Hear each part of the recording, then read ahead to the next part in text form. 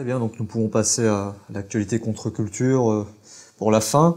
Tiens, une petite question, où en êtes-vous des procès? Comment ça se passe?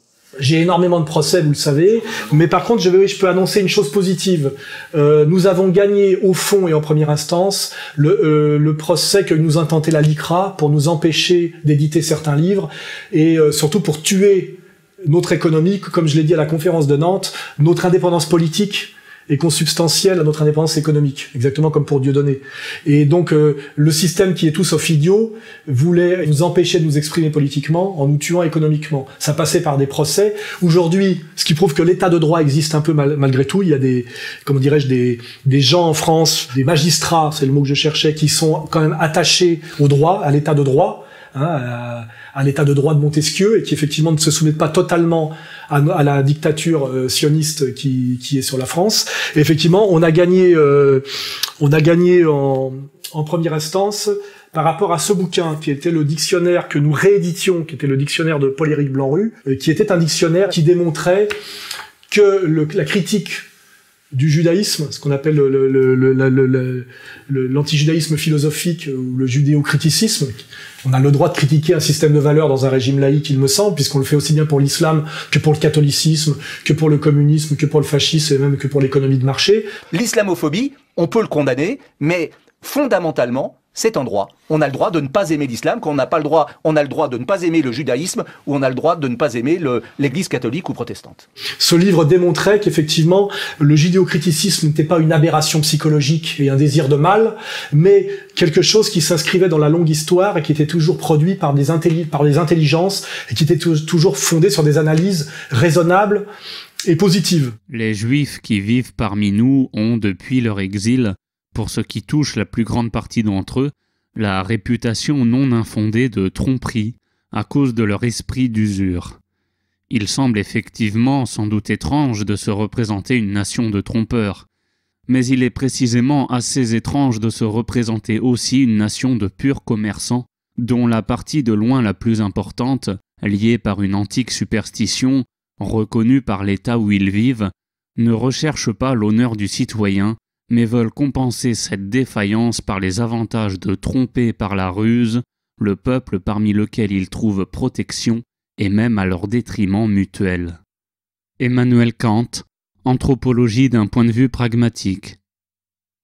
Voilà, ce livre démontrait ça, et nous avons le tribunal nous a donné le droit de continuer à l'éditer. Voilà. Par contre, la LICRA, elle, voulait faire en sorte que vous ne puissiez pas le lire. Donc nous allons bientôt avoir le droit de le rééditer. Il y a encore un petit détail formel pour que nous puissions le rééditer. Nous allons rééditer et voilà. Donc les gens pourront à nouveau avoir accès à un dictionnaire qui n'est jamais que la compilation de citations de tous les grands personnages du monde, depuis les Égyptiens jusqu'à aujourd'hui, personnages philosophiques, littéraires, scientifiques, qui ont toujours critiqué un certain judaïsme, qu'ils ont toujours mis du côté du mal, de l'anti-humanisme et de la violence pour les mêmes raisons. Voilà. Et comment dirais-je, ce dictionnaire peut être très utile pour comprendre aujourd'hui ce qui se joue en ce moment et pour pouvoir essayer de comprendre aussi l'incroyable arrogance, violence et impunité d'un Netanyahou dans ses déclarations et dans sa politique. Vous voyez. And bringing to justice the Paris murderers is just the beginning.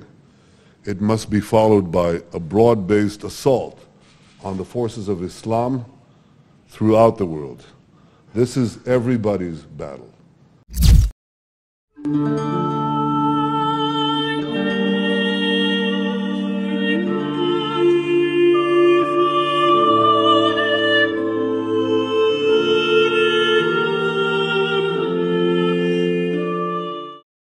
J'avais dit, puisque c'est moi le directeur de collection Contre-Culture, que nous allions rééditer les évangiles, hein, pour que les gens, notamment le peuple français, redécouvrent ce que c'est que le catholicisme. N'oubliez pas que la France est la fille aînée de l'Église, qui redécouvrent que le catholicisme est consubstantiel à la culture française, pour que aussi nos concitoyens musulmans découvrent que les paroles du Christ, dont témoignent ces 4 apôtres, et la convergence de ces 4 témoignages, sont une preuve de vérité comme en journalisme, vous voyez, quand on croise les sources, qu'effectivement c'était bien le message du Christ, que nos concitoyens musulmans découvrent, comment dirais-je, la proximité sur le plan des valeurs entre le contenu, je dirais, moral du Coran et le contenu moral des évangiles. Voilà. Et que les gens arrêtent de confondre la Bible, l'Ancien Testament, notamment réécrit et promu depuis des siècles par la dérive et la manipulation, on va dire, puritaine, anglo-saxonne et sioniste, que les gens ne confondent pas la Bible judéo-protestante contemporaine avec les évangiles. Les évangiles, c'est plus dur à trafiquer. Hein. C'est un texte qui est plus dur à trafiquer que le Pentateuque biblique. Hein, voilà. Et que de découvrir bien pourquoi le Christ est venu. Qu'on pense que c'est un prophète ou Dieu incarné, c'est presque une question secondaire par rapport aux urgences qui sont les nôtres. Pourquoi il est venu? Avec qui il a combattu? Contre qui il a combattu? Voilà, à qui il a tendu la main et qui il a montré du doigt. Ça fait 10 shekels et demi. Prends-en 2 au lieu d'1, le Seigneur t'en récompensera. 2 beaux agneaux avant, 2 beaux bien gras. Toi, Jérusalem! Toi, Jérusalem! Symbole de la fidélité! Toi qui étais la ville modèle remplie d'équité! Tu es devenue une prostituée! Arrêtez-le! L'avez-vous pas su? N'avez-vous pas entendu? Cela n'a-t-il pas été dit depuis le commencement? Qu'ai-je à faire de la multitude de vos sacrifices, dit le Seigneur? Cessez d'apporter de vaines offrandes!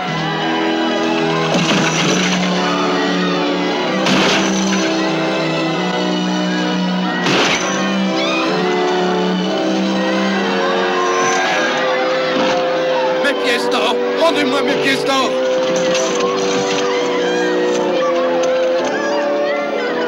Cette maison est une maison de prière!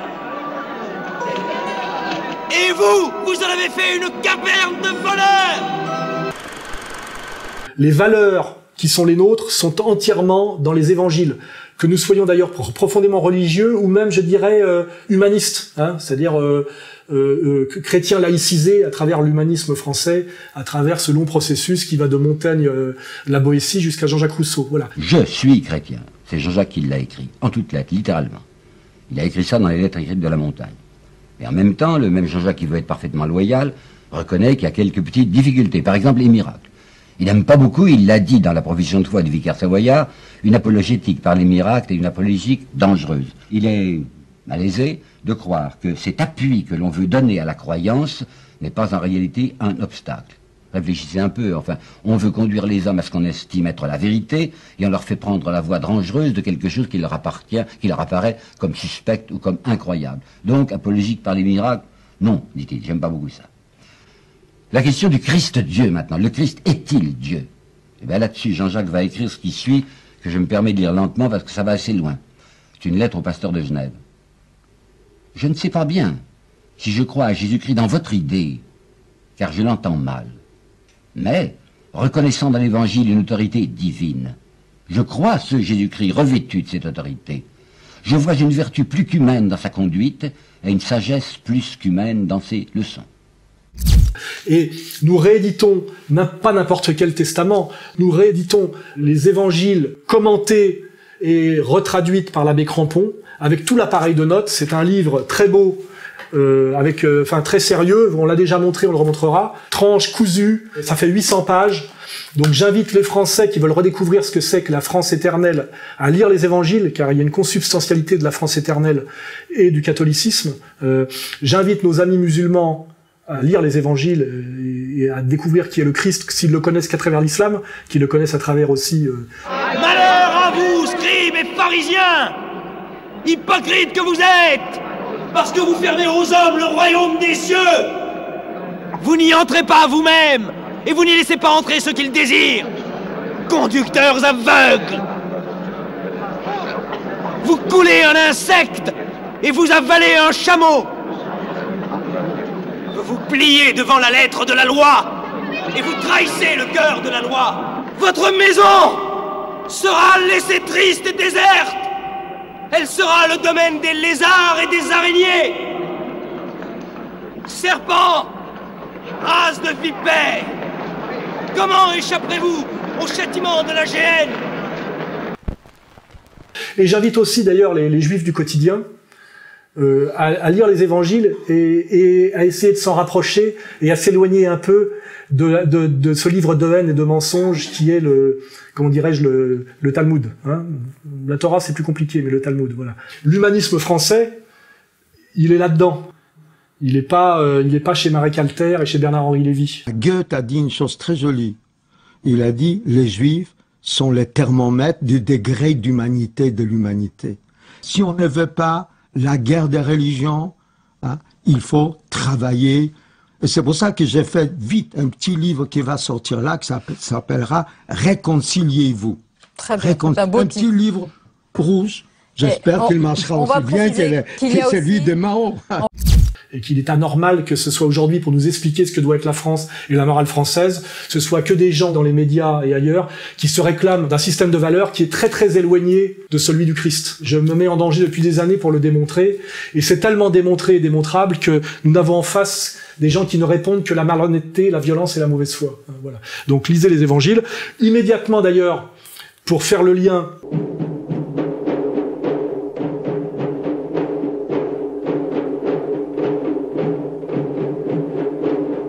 Contre-culture édite, après avoir édité Jérusalem dans le Coran, ce deuxième livre fondamental du Cheikh Imran Hossein, qui est, je rappelle, un sunnite, hein, qui n'est pas un soufi, qui fait une analyse de l'avenir du monde, des alliances nécessaires et de, comment dirais-je, des ennemis prioritaires et des ennemis secondaires, un peu comme à la Carl Schmitt, en s'appuyant non pas, comme Jovanovic, sur l'Apocalypse de Jean, ce qui est très valide aussi, mais sur, comment dire, le corpus islamique. And so Russia has a tryst with destiny.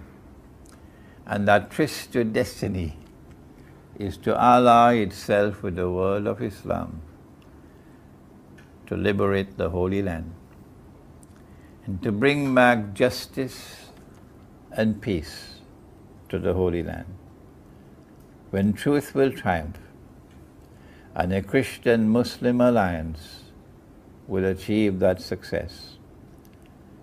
This is the time for Muslims and Christians, Orthodox Christians, to hold hands together, reach out, to hold hands with each other.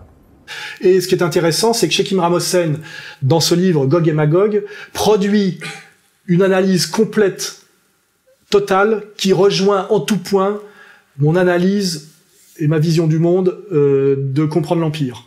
And so now we can identify Gog and Magog. It took me a little time. But Gog and Magog is the Judeo-Christian Zionist alliance, which has NATO in French, l'OTAN, NATO as its military arm.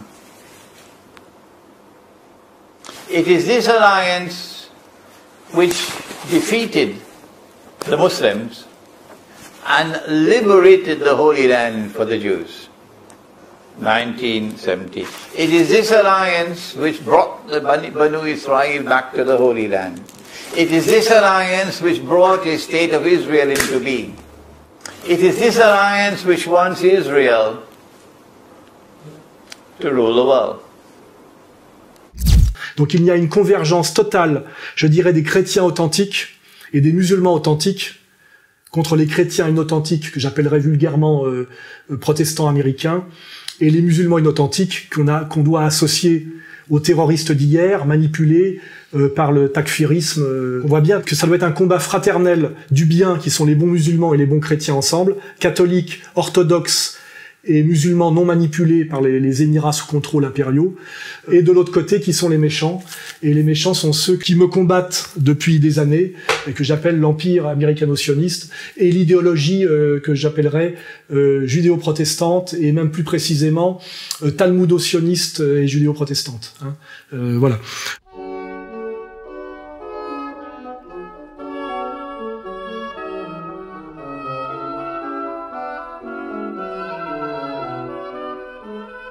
Pour compléter, nous éditons aussi de Marion Sigaud ce livre très important qui est Voltaire, et dont le sous-titre est « Une imposture au service des puissants », pour nous montrer que les valeurs dont se réclament nos maîtres en ce moment... On est dans le pays de Voltaire. Ce qu'on défend, c'est une certaine conception de la liberté d'expression. Qui sont les valeurs de démocratie, de liberté d'expression, qui renvoient systématiquement non pas à Jean-Jacques Rousseau, mais à Voltaire, effectivement, peuvent être démontrées comme totalement frelatées et mensongères à travers la vie et l'œuvre du Voltaire réel. Non pas, je dirais, l'analyse littéraire de Voltaire, puisque ce qui compte, c'est pas ce qu'on écrit pour faire joli, mais ce qu'on a fait dans sa vie, et qui démontre par un travail non pas de critique littéraire, mais d'historien, que Voltaire était, comme je l'ai toujours dit, une ordure intégrale. Chez Voltaire, la tolérance, c'est vraiment ce qui fait l'humanité. Il le dit très bien, il l'écrit en 1763, quand commencerons-nous à pratiquer les vrais principes de l'humanité? Un homme qui s'est enrichi par le trafic d'esclaves et le commerce des armes, qui soi-disant incarnait le génie français, de l'esprit français, mais qui en fait était profondément anti-français par toutes ses allégeances et ses fascinations, prussiennes et anglaises, et qui a été un salopard intégral, et qui est sur les affaires dont qu'analyse dans ce livre, qui sont l'affaire de la Barre, l'affaire Calas, etc., montre que Voltaire était un menteur et un manipulateur intégral. Ensuite, on ne l'a pas torturé pour connaître combien de chansons il avait chantées, ni le nombre de processions qu'il avait vues passer avec son chapeau. Ça, c'est une invention de Voltaire, comme le fait de raconter à toute l'Europe qu'on l'a brûlé à petit feu, qu'on lui a arraché la langue, qu'on lui a coupé le poing. Ça n'est pas vrai. Voltaire le raconte partout et c'est faux. Comment on le sait? Mais parce qu'il y a eu un procès. Et qu'un procès d'Ancien Régime, ça donne lieu à des dossiers. Et que les dossiers sont disponibles. Et qu'un chercheur, un historien amateur ou professionnel qui veut savoir, va aux archives, sort le dossier, voit ce qu'il y a dedans, et sait que ce que raconte Voltaire est faux. Voltaire est une saloperie. Il était en plus antisémite jusqu'à la trogne, je dirais par rivalité mimétique. On ne voit, dans toutes les annales du peuple hébreu, aucune action généreuse. Ils ne connaissent ni hospitalité, ni libéralité, ni clémence. Leur bonheur est d'exercer l'usure, principe de toute lâcheté. Leur gloire de mettre à feu et à sang les villages dont ils peuvent s'emparer. Ils égorgent vieillards et enfants, assassinent leurs maîtres quand ils sont esclaves, ne savent jamais pardonner quand ils sont vainqueurs. Ils sont ennemis du genre humain. Nulle politesse, nulle science, nul art ne perfectionne dans aucun temps chez cette nation atroce. Voltaire, Essai sur les mœurs et l'esprit des nations. Et ça aussi, il faut le rappeler, il devrait être aujourd'hui chassé du Panthéon par Monsieur Kuckerman, qui a finalement le pouvoir de le faire. Et il faut vraiment, dans notre entreprise de relecture sérieuse de tout le mensonge des Lumières et aussi de toute la diabolisation de l'ancien régime catholico-monarchique présenté comme l'obscurantisme, il est fondamental de faire le travail de fond, de détricotage de tout le mensonge libéral qui passe par Voltaire, par Michelet, etc., en commençant par lire ce livre de Marion Sigaud qui ouvre l'esprit sur en fait toute l'escroquerie voltairienne et qui amène à découvrir d'autres escroqueries, notamment l'escroquerie de Michelet à travers son analyse dans La Sorcière de la soi-disant Inquisition et de la lutte finalement du paganisme, du bon sens paysan contre la cruauté des élites catholiques. Alors attendez, l'Inquisition c'est un tribunal ecclésiastique, c'est un tribunal de l'Église, d'accord? Bon. Donc déjà, en pays protestants, c'est-à-dire en Allemagne, en Suisse, et dans les pays du Nord, les pays scandinaves, qui ont brûlé des sorcières, il n'y avait pas d'inquisition, puisque c'était des pays protestants. Et un pays protestant, n'obéissant plus à la loi de l'Église, ne peut pas faire fonctionner un tribunal ecclésiastique, d'accord? D'autre part, qui a poursuivi les sorcières, par exemple au Royaume de France, pour parler de ce que j'ai étudié d'un petit peu plus près, c'était les tribunaux laïques. Les juridictions locales, et pas du tout les juridictions ecclésiastiques. Tout ça, je l'ai découvert moi-même, malgré ma formation marxiste, est un mensonge historique dans un but de domination, et ça nous amène, à travers Voltaire, finalement, à la pacification par les armes, de l'Algérie, par la Troisième République, à la guerre du Rif, et qui sont toujours perpétrés par des laïcards, des lumières, droits de l'hommistes, hein, je le rappelle, et jamais par des catholiques et des monarchistes. Jules Ferry reste la grande figure de cet impérialisme républicain. Et chose très curieuse, surtout au XIXe siècle, c'est plutôt la gauche qui est coloniale et la droite qui est anticoloniale. Il faut le dire ouvertement. Les races supérieures ont un droit vis-à-vis des races inférieures. Que dis-je? Un droit. Les races supérieures ont le devoir de civiliser les races inférieures. Or, il n'y a pas de doute, naturellement. Race supérieure, c'est la race blanche. Race inférieure, c'est celles qui n'ont pas la peau blanche. Du reste, Ferry est dans la bonne ligne, puisque M. Michelet, à la fin de sa vie, dans son histoire du XIXe siècle que la mort l'a empêché de terminer, avait écrit carrément ce qui suit: être nègre n'est pas une race, c'est une maladie. Évidemment, c'était encore une digression. Il n'y a pas plus violent que le monde anglo-saxon, et finalement, la République laïque voltairienne est déjà une soumission de la tolérance et du génie français, comment dirais-je, profondément catholique et monarchiste, sur la violence anglo-saxonne profondément marchande et antichrétienne. Hein. Et Voltaire est le premier maillon de cette chaîne infernale qui nous amène à Bernard-Henri Lévy par diverses médiations, dont Jean-Paul Sartre, qui était une merde intégrale également, comme je l'ai toujours dit et écrit et démontré. Voilà.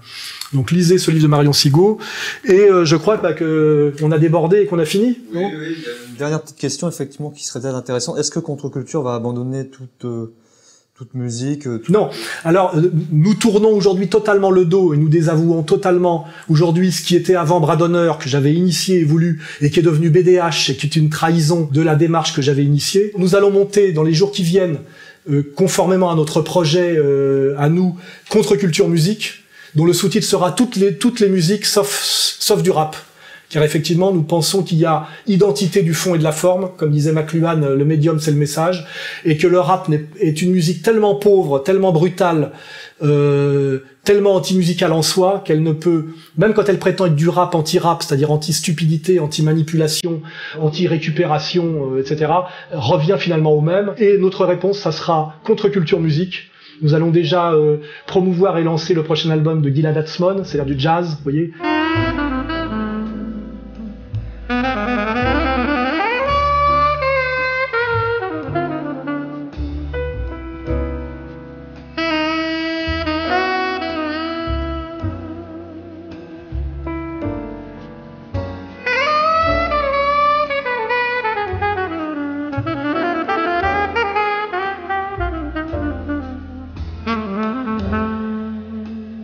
De la musique fine, intelligente, profonde, qui ne peut pas être récupérée par aucun système de violence et de manipulation, parce qu'à un certain niveau de subtilité et de talent, on ne peut pas récupérer Léo Ferré, on ne peut pas récupérer Jacques Brel, on ne peut pas récupérer Mozart, vous voyez.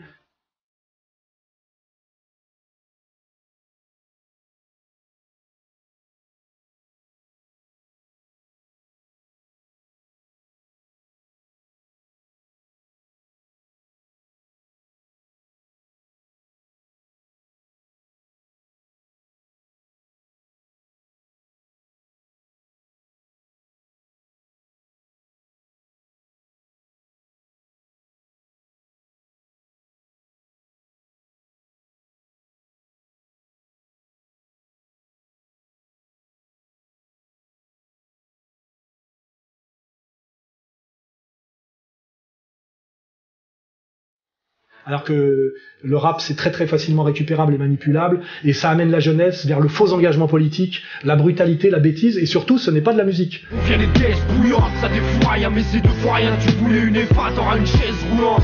Patate de foin, tu vas partir avec deux forains. T'échanges ta montre contre une pêche boulante. Flacos, Vacos, Locos, Gringos, pas de Smirnov que de jeux, je tourne avec les cosses. Il faut bien comprendre que la saturation de mots empêche même la musique d'exister. Hein. À un moment donné, les seuls rappeurs intéressants sont les rappeurs, à un moment donné, qui deviennent musiciens. Hein. Et à ce moment-là, ils font plus du rap, ils font de la musique. Alors, il n'y a pas 36 musiques, il y a la bonne et la mauvaise. Et nous, notre intérêt, c'est de faire de la bonne musique. Et en général, n'oubliez pas que la musique, c'est le repos du concept, et c'est l'au-delà du politique. Je n'aime pas du tout qu'on instrumentalise la musique au service du politique. Ça doit être le jardin secret, le jardin et le repos du concept et de l'engagement politique. C'est fondamental pour moi. Quand j'écoute du Miles Davis, je ne me pose pas la question de savoir s'il était de gauche ou de droite.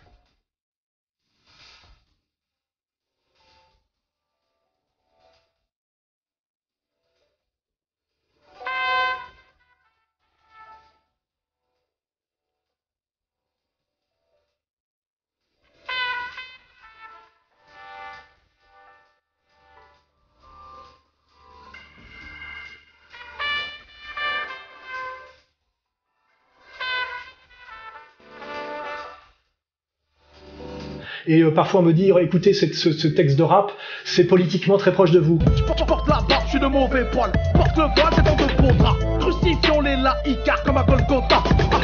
Le polygame vaut bien mieux que la Mistrauss-Kahn. Cherche pas de viande halal dans tes lasagnes, c'est que du cheval. Je dis ouais, mais musicalement c'est vraiment de la merde. Et moi ce que j'aime c'est me faire du bien aux oreilles et que la musique adoucisse mes mœurs et me permette par un travail de récréation et de respiration et d'élévation qui a à voir avec la spiritualité de pouvoir continuer par ailleurs mon combat politique, de même que l'entraînement que je continue à faire de boxe 2 à 3 fois par semaine me permet, en ayant un corps sain et pas un corps d'obèse de 120 kilos comme certains pseudo-médecins de Marseille, de continuer à être équilibré et de continuer par ailleurs à mener un combat politique et un combat moral. Ces catégories s'articulent, mais elles ne se confondent pas et qu'il ne faut surtout pas les confondre. Je terminerai là-dessus. Merci à vous tous. Égalité, réconciliation nationale.